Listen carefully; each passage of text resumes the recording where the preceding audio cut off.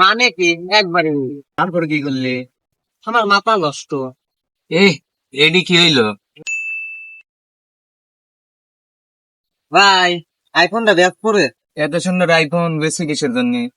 আর কইস না, রাত্রে খাওয়া দাওয়ার পর ইউটিউবে ঢুকলাম 10টার সময়। তারপর কি হলো? 20 মিনিট ইউটিউব চালাইলাম, এখন দেখি রাত 12টা বাজে। এই এডি কি হইলো?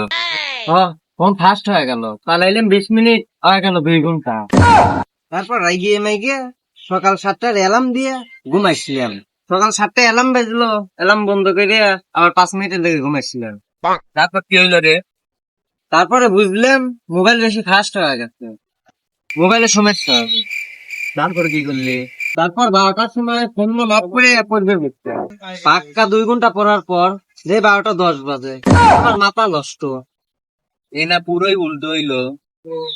মানে কি একবারে যখন ফোন টিপে যায় তখন বেশি হয়, আর যখন পড়বে যায় সে সময় কম হয়। খালি তো ফোনের সমস্যাই। এই জন্যই তো ফোনটা ব্যস্ত, তুই নিবি নাকি? না, আমি এসব বেজাল মেজাল লিখে পারবো না। আমার বউ ডাকতেছে, আমি গেলাম।